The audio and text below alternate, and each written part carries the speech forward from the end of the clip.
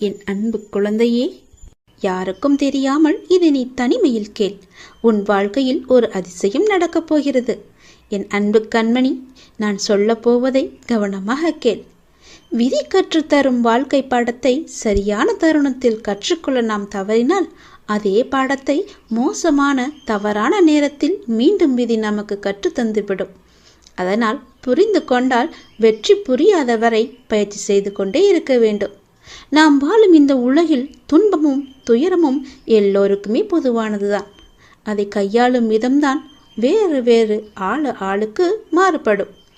சிலர் முறையாக கையாள தெரியாமல் சோர்ந்து தடுமாறி முயலாமல் முடங்கி போய்விடுவார்கள். சிலர் நேரான வழியில் விடாமுயற்சி செய்து நினைத்ததை சாதித்து விடுவார்கள்.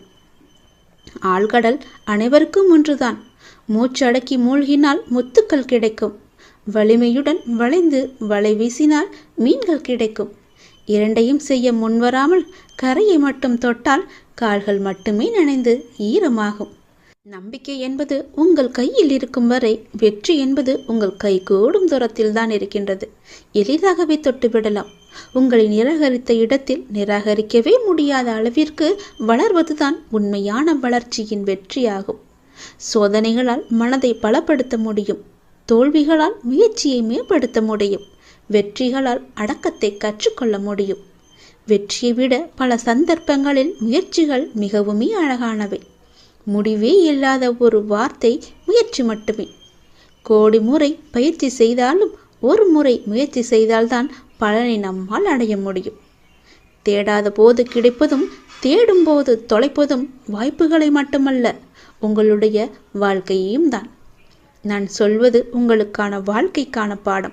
இதை நீ எடுத்துக்கொள்வதும் எடுத்துக்கொள்ளாமல் கைத்தட்டி விட்டு போவதும் உன்னுடைய மனதில்தான் இருக்கிறது. அதை நீ எடுத்துக்கொள்ளும் விதத்தில்தான் இருக்கிறது. நான் சொல்வதை ஒரு முறைக்கு இருமுறை கேட்டால் உன் வாழ்க்கை நல்லபடியாகவே அமையும். எந்த சிக்கல்களும் இல்லாமல் அதை நகர்த்தி கொண்டு செல்வதற்கான ஒரே வழிகளை தான் நான் இப்போது உனக்கு சொல்லிக் கொண்டிருக்கிறேன்.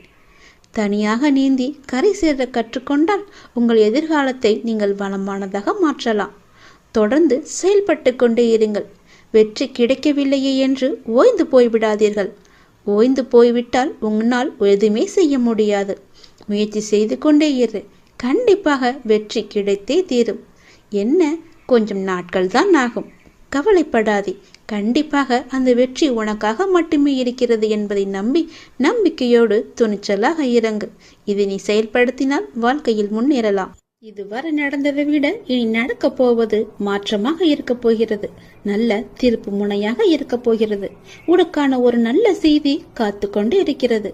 அந்த செய்தி உன்னை வந்து சேர்ந்த பின்பு உன்னுடைய கனவுகள் அனைத்துமே நிறைவேறப் போகிறது. இதுவரை நடந்தது வேறு, இனி நடக்கப் போவது வேறு.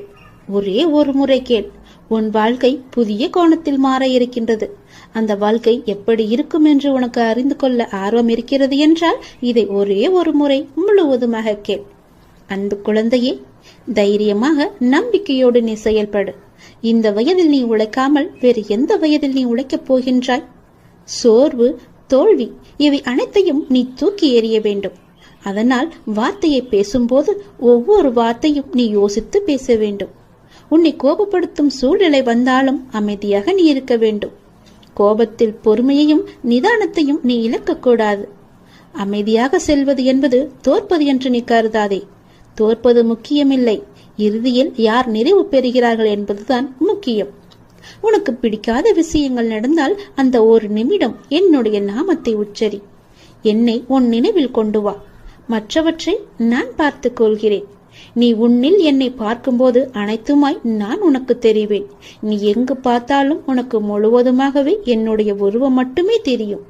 நீ தோல்வி அடைந்தாலும் துவண்டு விடக்கூடாது. உன்னை தூக்கிவிட நான் இருக்கிறேன் என்று நீ நம்ப வேண்டும்.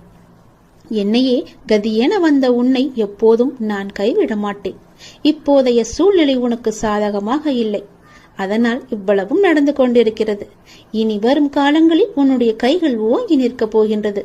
இது என்னுடைய சத்திய வாக்கு. மறந்து விடாதே. இதுவரை நடந்தது வேறு, இனி நடக்கப் போவதை பார்த்து நீயே பிரமிக்க போகிறாய். எனக்காக இப்படி மாற்றிவிட்டாயே என் அப்பா என்று என்னை தேடி நீ ஓடி வரப்போகின்றாய். உன் கஷ்டங்களை தீர்க்க உன் வீடு தேடி நான் வந்து விடுகிறேன். இனி உன் வாழ்க்கையே ஒளிமயமாக மாறப்போகிறது. எல்லாமே உனக்கு வெற்றியாக மாறப்போகிறது. உன்னுடைய வாழ்க்கையில் மகிழ்ச்சி நிலைத்து நிற்கப் போகிறது. நான் உன் வீட்டிற்கு உள்ளே வரலாமா? என்னை அழைத்து செல்வாயா? உன் வாழ்க்கையில் நல்லது நடக்க என்னை உன் வீட்டிற்கு உள்ளே அழைத்து போ. நம்பிக்கையுடையோருக்கு நிச்சயம் என்னுடைய காட்சி உண்டு. எந்த வடிவில் தோன்றி காட்சி தரும் என்பது இறைவனின் தீர்மானமே. நானே தீர்மானித்துக் கொள்கிறேன். காத்திரு, நிச்சயம் உனக்கான காலம் கனிந்து வரும். கவலைப்படாதே. எந்த சூழ்நிலையிலும் கவலை கொள்ளாதே, பயப்படாதே. அப்படிப்பட்ட நிலையில் என்னை மனதார நினைத்தால் மறுகணமே நான் உனக்குள்ளே இருப்பேன். அதை தாங்கும் வழியையும் பிரச்சனைகளையும் எதிர்கொள்ளும் தைரியத்தையும் நான் உனக்கு தருவேன். உன் வாழ்வில் நடக்கும் எந்த செயலும் என் அனுமதியின்றி நடக்காது. உன்னை குறைத்து எடை போட்டவர்கள் இன்று உன் உதவியை நாடி வருவார்கள். மிக விரைவில் உனக்கு ஒரு நல்ல செய்தி காத்து கொண்டிருக்கிறது. அந்த செய்தி வந்த பின்பு உன் கனவுகள் அனைத்துமே நிறைவேறப் போகிறது. பொறுமையாக இரு, சந்தோஷமாக இரு. இனி நடக்கப் போவதை பார். தனிமைகள் கிடைப்பது என்பது அரிதானது. அப்படி தனிமைகள் உனக்கு கிடைத்தால் உங்களை நீங்களே தெரிந்து கொள்ளுங்கள். தவறுகள் நடப்பது அரிதானதுதான். உங்களை நீங்கள் திரித்துக் கொள்வதற்கான ஒரு வாய்ப்பு என்று அதை பயன்படுத்திக் கொள்ளுங்கள். தொடர்ந்து முயற்சிப்பது என்பது எல்லோராலும் முடியாது, ஒரு சிலரை தவிர. அப்படி உங்களுக்கு முயற்சிகள் எடுப்பதற்கு நேரம் அமைந்தால் நிச்சயம் உங்களை முன்னேற்றி செல்ல அது என்று நீங்கள் பயன்படுத்திக் கொள்ளுங்கள். எதிரிகள் கிடைப்பது உங்களை நீங்களே வளர்த்து கொள்ள என்பதற்கு தெரிந்து கொள்ளுங்கள். சூழ்ந்துள்ள துயரங்களையும் சூழ்ச்சிகளையும் எதிர்த்து அதை தகர்க்க செயல்பட்டால் அதற்கு பெயர்தான் உனக்கு உண்டான தைரியம். அது உனக்குள்ளே இருந்துவிட்டால் போதும். அதை மனதில் கொண்டு தைரியமுடைய ஆத்மாவாக எந்த சூழ்நிலையையும் எதிர்கொள்ளும் மன வலிமையும் நம்பிக்கையும் நீ வளர்த்துக்கொள். அதற்காக அந்த தைரியத்துடன் உன்னுள் இருக்கும் கோபம், விரக்தி, ஏமாற்றம் ஆகியவற்றால் உன் மனம் காட்டு தீய எண்ணங்களால் அதன் வழியே செல்லாமல் அதற்கு பிறகு எப்படி நடைபெறும் என்பதை பார்த்து பயந்து அதிலிருந்து நீ விலகிவிடு. அது உன்னை அழைத்துவிடும். நீ யாரையும் பழி வாங்க வேண்டிய அவசியம் இல்லை. அவருக்கு உரிய வினை பயனை அவர்களை நிச்சயம் போய் சேரும். நீ செய்யும் ஒவ்வொரு நல்காரியமும் எனக்கு தெரியாமல் நடக்கக்கூடாது. அதை போலவே நீ செய்யும் எந்த ஒரு விஷயத்தையும் நான் பார்த்து கொண்டுதான் இருக்கிறேன் என்பதை நீ புரிந்து கொள்ள வேண்டும். நீ செய்யும் ஒவ்வொரு காரியமும் எனக்கு தெரியாமல் நடந்தால் அதற்கு பிறகு உண்டான விளைவுகளை நீதான் சந்திக்க நேரிடும். எதையும் பொறுக்க முடியாமல் மனதில் தேவையற்ற கோணல் சிந்தனைகளை எப்போதுமே நீ அசை போட்டு கொண்டே இருக்கின்றாய். உன்னால் உன் லட்சியத்தை பற்றியும் உன் வளர்ச்சியை பற்றியும் நிச்சயம் சிந்திக்க முடியும். கவலைப்பட்டது போதும். இனி உன் வாழ்வில் பல அற்புதங்கள் நிகழ்வதற்கான காலகட்டத்தை நீ நெருங்கிவிட்டாய். அதுவரை சற்று பொறுமையாக இரு. எல்லாமே நல்லதாகவே நடக்கும். பல ஏமாற்றங்களால் நீ மனம் மருந்து கொண்டிருக்கின்றாய். வருந்தாதே. இந்த உலகத்தில் ஏமாறாதவர்கள் என்பது யாருமே இல்லை. ஏதோ ஒரு சூழ்நிலையில் யாரோ ஒருவர் இன்னொருவரை ஏமாற்றி கொண்டுதான் இருக்கின்றார்கள். எல்லாவற்றிற்கும் உனக்கு நிச்சயம் பதில் கிடைக்கும். வரும் ஞாயிறன்று நீ கேட்ட கேள்விகளுக்கு எல்லாம் உனக்கு பதில் கிடைக்கப் போகின்றது. நேர்மையாகவும் உள்ளம் பூர்வமாகவும் இருக்கும் உன்னை ஏமாற்றியதற்கான அந்த தீவினை நிச்சயம் அவர்களை போய் சேரும். அதை பற்றியே உன் மனதில் நினைத்து கொண்டிருக்க வேண்டாம். உன்னுடைய வாழ்க்கையானது ஒளிமயமாக மாறும் நாள் வெகு தொலைவில் இல்லை. இது என் பிள்ளைக்கு நான் கொடுக்கும் மனமார்ந்த சத்தியம், மனமார்ந்த அன்பும் ஆசீர்வாதமும். அதனால் நீ பயப்படாதே. எங்கும் எதிலும் பொறுமையோடு இரு. உனக்கு அனைத்து நல்ல பண்புகளையும் நான் கொடுக்கின்றேன். உன்னுடைய கர்ம பலனை கழித்து வருவதால் உனக்கு எல்லாமே இப்போது தாமதமாகி கொண்டிருக்கிறது. நம்பிக்கையை மட்டும் கைவிட்டு விடாதே. என்னை நம்பு. யார் கைவிட்டாலும் நான் உன்னை கைவிட மாட்டேன். உன் அப்பா மீது உனக்கு நம்பிக்கை இருக்கிறது என்றால் நிச்சயம் உன்னுடைய வாழ்வில் பல நல்லதுகள் நடந்து கொண்டே இருக்கும். நீ எழுதி வைத்துக்கொள். இன்றே நீ எழுதி வைத்துக்கொள். வரும் ஞாயிறன்று உனக்கான பதில் நிச்சயம் கிடைக்கும். உன் கோரிக்கை நிறைவேறுவதற்கான முதல் படி இது. தனிமைகள் கிடைப்பது என்பது அரிதானது. அப்படி தனிமைகள் உனக்கு கிடைத்தால் உங்களை நீங்களே தெரிந்து கொள்ளுங்கள். தவறுகள் நடப்பது அரிதானதுதான். உங்களை நீங்கள் திரித்து கொள்வதற்கான ஒரு வாய்ப்பு என்று அதை பயன்படுத்திக் கொள்ளுங்கள். தொடர்ந்து முயற்சிப்பது என்பது எல்லோராலும் முடியாது, ஒரு சிலரை தவிர. அப்படி உங்களுக்கு முயற்சிகள் எடுப்பதற்கு நேரம் அமைந்தால் நிச்சயம் உங்களை முன்னேற்றி செல்ல அது என்று நீங்கள் பயன்படுத்தி கொள்ளுங்கள். எதிரிகள் கிடைப்பது உங்களை நீங்களே வளர்த்து கொள்ள என்பதற்கு தெரிந்து கொள்ளுங்கள். சூழ்ந்துள்ள துயரங்களையும் சூழ்ச்சிகளையும் எதிர்த்து அதை தகர்க்க செயல்பட்டால் அதற்கு பெயர்தான் உனக்கு உண்டான தைரியம். அது உனக்குள்ளே இருந்துவிட்டால் போதும். அதை மனதில் கொண்டு தைரியமுடைய ஆத்மாவாக எந்த சூழ்நிலையையும் எதிர்கொள்ளும் மன வலிமையும் நம்பிக்கையும் நீ வளர்த்துக்கொள். அதற்காக அந்த தைரியத்துடன் உன்னுள் இருக்கும் கோபம், விரக்தி, ஏமாற்றம் ஆகியவற்றால் உன் மனம் காட்டு தீய எண்ணங்களால் அதன் வழியே செல்லாமல் அதற்கு பிறகு எப்படி நடைபெறும் என்பதை பார்த்து பயந்து அதிலிருந்து நீ விலகிவிடு. அது உன்னை அழைத்துவிடும். நீ யாரையும் பழி வாங்க வேண்டிய அவசியம் இல்லை. அவருக்கு உரிய வினை பயனை அவர்களை நிச்சயம் போய் சேரும். நீ செய்யும் ஒவ்வொரு நல் காரியமும் எனக்கு தெரியாமல் நடக்கக்கூடாது. அதை போலவே நீ செய்யும் எந்த ஒரு விஷயத்தையும் நான் பார்த்து கொண்டுதான் இருக்கிறேன் என்பதை நீ புரிந்து கொள்ள வேண்டும். நீ செய்யும் ஒவ்வொரு காரியமும் எனக்கு தெரியாமல் நடந்தால் அதற்கு பிறகு உண்டான விளைவுகளை நீதான் சந்திக்க நேரிடும். எதையும் பொறுக்க முடியாமல் மனதில் தேவையற்ற கோணல் சிந்தனைகளை எப்போதுமே நீ அசை போட்டு கொண்டே இருக்கின்றாய். உன்னால் உன் லட்சியத்தை பற்றியும் உன் வளர்ச்சியை பற்றியும் நிச்சயம் சிந்திக்க முடியும். கவலைப்பட்டது போதும். இனி உன் வாழ்வில் பல அற்புதங்கள் நிகழ்வதற்கான காலகட்டத்தை நீ நெருங்கிவிட்டாய். அதுவரை சற்று பொறுமையாக இரு. எல்லாமே நல்லதாகவே நடக்கும். பல ஏமாற்றங்களால் நீ மனம் மருந்து கொண்டிருக்கின்றாய். வருந்தாதே. இந்த உலகத்தில் ஏமாறாதவர்கள் என்பது யாருமே இல்லை. ஏதோ ஒரு சூழ்நிலையில் யாரோ ஒருவர் இன்னொருவரை ஏமாற்றிக் கொண்டுதான் இருக்கின்றார்கள். எல்லாவற்றிற்கும் உனக்கு நிச்சயம் பதில் கிடைக்கும். வரும் ஞாயிறன்று நீ கேட்ட கேள்விகளுக்கு எல்லாம் உனக்கு பதில் கிடைக்கப் போகின்றது. நேர்மையாகவும் உள்ளம் பூர்வமாகவும் இருக்கும் உன்னை ஏமாற்றியதற்கான அந்த தீவினை நிச்சயம் அவர்களை போய் சேரும். அதை பற்றியே உன் மனதில் நினைத்து கொண்டிருக்க வேண்டாம்.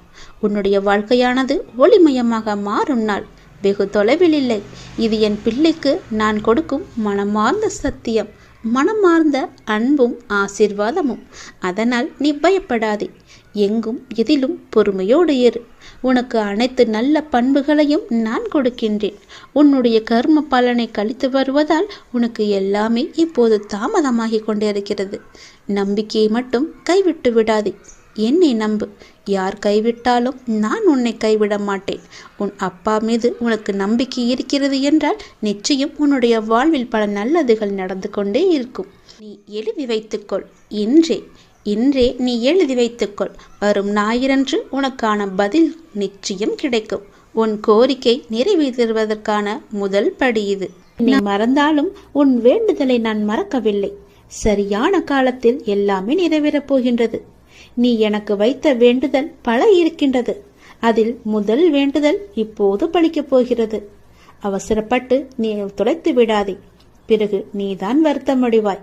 அவசரப்பட்டு இதை கேட்காமல் போனால் உனக்குத்தான் நஷ்டம். நாம் பிறரை எந்த அளவுக்கு மதிக்கின்றோமோ அதே அளவு நமக்கு உரிய மரியாதை பிறரிடம் இருந்து தானாகவே கிடைக்கின்றது.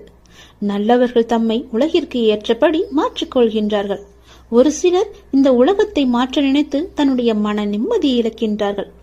உபயோகமற்ற எண்ணங்களை அகற்றி நாம் நினைப்பது நடக்கும் என்ற உறுதியான எண்ணத்தை மனதில் நிரப்பினால் நமக்கு நிச்சயம் மகிழ்ச்சி கிடைக்கும். நினைப்பதை என்னிடம் நீங்கள் சொல்லுங்கள். என்னிடம் சொல்வதை நீங்கள் செய்யுங்கள். மகிழ்ச்சி தானாகவே உருவாகும். முதலில் நல்ல மனிதராக வாழ பழகு. ஊக்கத்துடன் உழைத்துக்கொள். பொன், பொருள், புகழ், செல்வம் எல்லாம் உங்களை தேடி தானாக வந்து சேரும். இறைவனானவன் யாரையும் வீணாக படைக்கவில்லை. ஒவ்வொருவருக்கும் ஒவ்வொரு ஆற்றல் வைத்து படைத்திருக்கின்றார். உணர்ந்தவர் வாழ்வில் பிரகாசமாக இருக்கிறார். உணராதவரோ வாழ்க்கையை வீணெடுத்து விடுகின்றனர். நீங்கள் வெற்றியாளராக விரும்பினால் யாரும் உங்களை நம்பாத தருணத்தில் நீங்கள் உங்களை நம்ப வேண்டும். வாழ்க்கை முழுவதும் நிம்மதியை தேடி அலைவதிலேயே நிம்மதியை இழக்கின்றான் மனிதன். அதை நீங்கள் புரிந்து கொள்ளுங்கள். உடல் நோய் வந்தால் மருந்தால் குணப்படுத்தி விடலாம். மனநோய் வர அனுமதிக்கவே கூடாது. அது மிகவுமே கொடூரமானது. கவலை, துன்பம், வெறுப்பால் மனம் வாடா வழிவிட்டால் வாழ்க்கையே வீணாகிவிடும். சோகங்களுக்கு சோக சூழல்களுக்கு தரப்படும் பெரும் மகிழ்ச்சியும் முக்கியத்துவமும் மகிழ்ச்சியான சூழலுக்கும் தரப்படுவது இல்லை. இரண்டுமே நிலை இல்லாதது என்பதை மட்டும் நினைவில் நிறுத்திக்கொள். தேவைக்காக பொய்யாக பழகும் உலகில் வாழ்ந்து கொண்டிருக்கின்றோம் நாம். மெய்யான உண்மையான மனிதர்களும் இதற்காகத்தான் இருக்க செய்கிறார்கள். நாம் தான் அவர்களை அறிந்து கொண்டு விலக்கி வைக்க வேண்டும். சில துன்பங்களை வெளியே சொல்லாதே. ஒரு கட்டத்தில் நீங்கள் அதிலிருந்து மீண்டு விடுவீர்கள். ஆனால் அவர்கள் நினைவு படுத்திக் கொண்டே இருப்பார்கள். அமைதி பொறுமையுடன் எல்லாவற்றையுமே கடக்க வேண்டும். அவர்கள் உன்னை விட்டு விலகாத வரை நீ அவர்களை விட்டு விலகிவிடு. அதுதான் உனக்கும் நல்லது, உன்னுடைய வேண்டுதலுக்கும் நல்லது, உன்னுடைய வாழ்க்கைக்கும் நல்லது. நீ எனக்கு வைத்த ஒருபோதும் யாரிடமும் உன்னை பற்றி நீ விளக்கம் கேட்காதே. ஏனென்றால் உங்களை நேசிக்கும் ஒருவருக்கு அது தேவைப்படுவதில்லை. உங்களை வெறுக்கும் ஒருவர் அதை நம்ப போவதும் கிடையாது. அன்பு மகனே, நீ என்று என்னை தேடி என் அருகில் வந்தாயோ அன்றே நீ வாழ்க்கையில் ஜெயித்து விட்டாய். உன்னுடைய பல வேண்டுதல்களில் ஒரு வேண்டுதலை இன்னும் சற்று நாட்களில் உனக்கு நிறைவேற்றி தரப்போகின்றேன். அந்த முதல் வேண்டுதல் பலிக்கப் போகின்றது. நிச்சயம் நடக்கும். அவசரப்படாமல் பொறுமையாக இரு.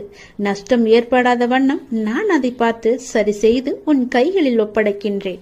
முருகனை கும்பிட்டும் துன்பங்கள் தொடர்கிறது என்று நீ கவலைப்படாதே. என்னுடைய கணக்கு வேறு. நான் வைத்திருக்கும் கணக்கு உனக்கானது. அப்பொழுது நீ யாரும் எட்ட முடியாத உச்ச நிலையை அடைவாய். இது சத்தியம், என் மீது சத்தியம். உனக்குள் நேர்மறை எண்ணங்கள் குறைந்து எதிர்மறை எண்ணங்கள் நிறைந்துள்ளதால் நீ முடிவு எடுக்க மற்றும் செயல்பட அச்சப்பட்டு கொண்டிருக்கின்றாய். நான் உனக்கு துணையாக இருக்கும் என்று எப்படி தைரியமாக முன்பு முன்னேறுவாயோ இப்போதும் அது போன்று நீ முன்னேறி செல்ல முயற்சி செய். பற்றிலிருந்து வெளிவந்து பற்றற்று நீ செயல்படு. அப்போது எது உனக்கு நன்மையோ அதை உனக்கு நான் கிடைக்கச் செய்கின்றேன். என் மீது உனக்கு நம்பிக்கை இருந்தால் நீ வாழ்வில் வரும் சிறு சிறு சறுக்களை கண்டு அச்சமின்றி உன்னுடைய லட்சியம் எதுவோ அதை நோக்கி நீ நடப்போட முயற்சி செய். நிச்சயம் நல்லது நடக்கும். என்னை எப்படியாவது இன்று வந்து தொட்டுவிடு. 10 மடங்கு அதிர்ஷ்டம் உன்னை தேடி வரப்போகிறது. தவற விட்டு விடாதே. பிறகு நீதான் வருத்தப்படுவாய். நான் சொல்வது புரிகிறதா? என்னை கும்பிட்டும் உனக்கு துன்பங்கள் தொடர்கிறது என்ற கவலையெல்லாம் இனி உனக்கு வேண்டாம். என்னுடைய கணக்கு வேறு. எனக்கு கணக்கு வைத்திருப்பவர் நான் அல்லவா? அப்பொழுது நீ யாரும் எட்ட முடியாத உச்ச நிலையை நிச்சயம் அடைவாய். உன்னுடைய கணக்கை நான் எழுதி வைத்து விட்டேன். நன்மைகள் அவ்வப்போது இடைவெளி விட்டு நடக்கும். உனக்கு சில நாட்கள் உனக்கு நன்மையாக இருக்கவில்லை என்றும் மனதில் பாரம் குறையவில்லை என்றும் என்னிடம் முறையிட்டாய் அல்லவா? அது மாறப்போகிறது. உன் முகத்தில் புன்னகை தாண்டவமாடப் போகிறது. நீ மீண்டும் புத்துயிர் பெற்றது போல எழுந்து வரப்போகின்றாய். அடுத்தடுத்து மீண்டும் எல்லா நன்மையாகவே நடக்கப் போகின்றது. ஆனாலும் நீ என் நாமத்தை கூறி ஜெபம் செய்து கொண்டே இரு. இடைவிடாது தொடர்ந்து கொண்டே இரு. அது உன்னுடைய நன்மையான நாட்களை அதிகரிக்கச் செய்யும். உன்னுடைய துக்க நாட்களை குறைக்கச் செய்யும். நான் சொல்வது புரிகிறதா? எல்லா நன்மைகளுமே உன்னை தேடி வந்து கொண்டிருக்கிறது. எதை பற்றியும் இனி கவலைப்பட வேண்டிய அவசியமில்லை. நீயோ ஒரு குழப்பத்திலிருந்து உன்னுடைய மனமானது வெளிவருகின்றது. மீண்டும் வேறொரு குழப்பத்தில் சென்று மாட்டிக்கொள்கிறது. இது எதனால் என்று யோசித்து பார்த்தாயா? இது எல்லாமே நீதான் காரணம். வாழ்க்கையில் நிகழ்வுகள் தொடர் சங்கிலியாக நிகழ்ந்து கொண்டே இருக்கும். என்னை நம்பி இருக்கும் உன்னை ஒவ்வொரு பிரச்சனைகளிலிருந்தும் நான் அடுத்தடுத்து விடுவித்துக் கொண்டுதான் வருகின்றேன். ஆனால் நீதான் அதை உள்மனதாக ஏற்றுக்கொள்ள முடியாமல் தவித்துக் கொண்டிருக்கின்றாய். இன்னும் என் பிரச்சனை முடியவில்லை என்ற கோணத்திலேயே நீ என்னை பார்த்து கொண்டிருக்கின்றாய்.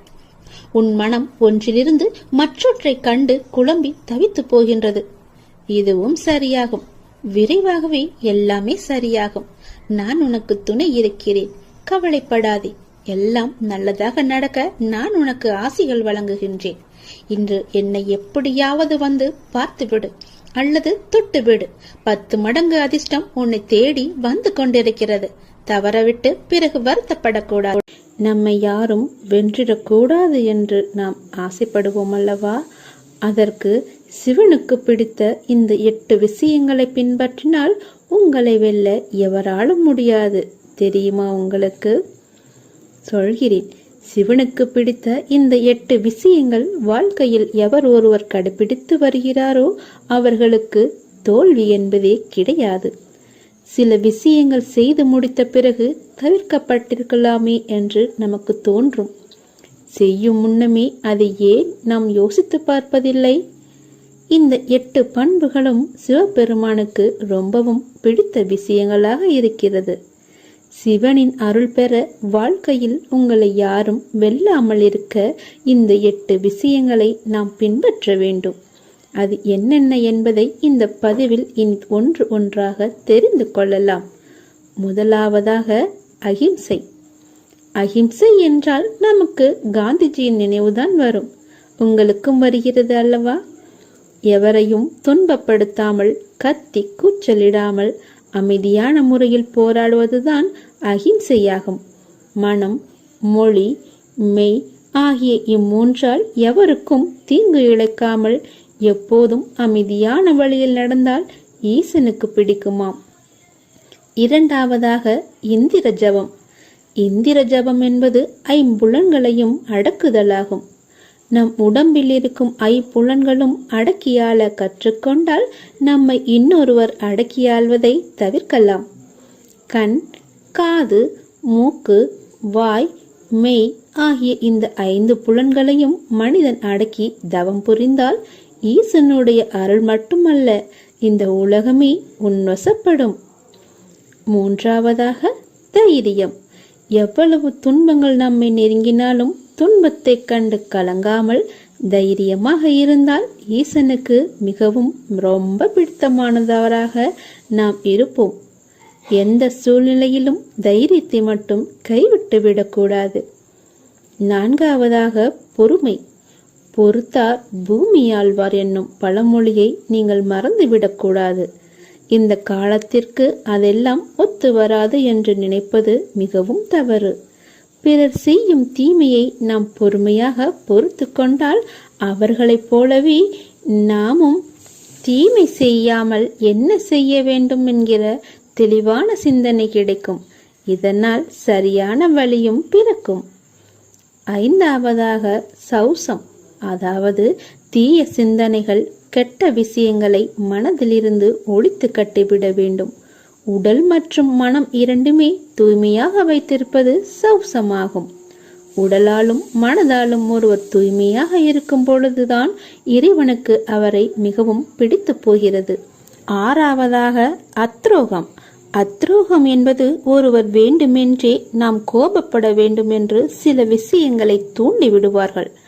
அவர்களின் எண்ணம் அறிந்து அதற்கு இடம் கொடுக்காமல் கோபப்படாமல் நிதானமாக இருப்பதையே அத்ரோகம் என்று கூறுவார்கள். வேண்டுமென்றே தூண்டிவிடப்படும் கோபம் மோசமானது. எனவே அக்கோபத்தை தெரிந்தே நாம் வெளிக்காட்டினால் நமக்கு இறைவன் நிறைய துன்பங்களை கொடுப்பார். ஏழாவதாக நாணம். நாணம் என்பது வெட்கத்தை குறித்தாலும் இந்த இடத்தில் வெட்கம் என்பது தவறான செயல்களை செய்வதில் இருக்க வேண்டும். கொஞ்சம் கூட கூச்ச நாச்சம் இல்லாமல் தவறுகளை செய்துவிட்டு பிறகு மன்னிப்பு கேட்பது எதிர்மறை விஷயமாகும். எனவே கெட்ட செயல்களை செய்யும் பொழுதே வெட்கப்படும் பண்பு இறைவனுக்கு உரியதாகும். எட்டாவது சத்தியம். எப்பொழுதும் உண்மையை மட்டுமே பேச வேண்டும். எந்த சூழ்நிலையிலும் நம்முடைய எண்ணம் மற்றும் பேச்சு அனைத்தும் உண்மையை பின்பற்றி நடக்க வேண்டும். அப்பொழுதுதான் இறைவனுக்கு நம்மை பிடிக்கும். எனக்கே முழு முதற் கடவுளான ஈசனுக்கு இந்த 8 விஷயங்களும் தான் பிடிக்கும். இந்த 8 விஷயங்களை நீங்கள் பின்பற்றினால் உங்களை யாராலும் வெல்ல முடியாது. இதுதான் சிவ ரகசியம், 8 ரகசியம். இதை பின்பற்றி சிவனை வழிபட்டு நீங்கள் வெற்றி காட்டுங்கள்.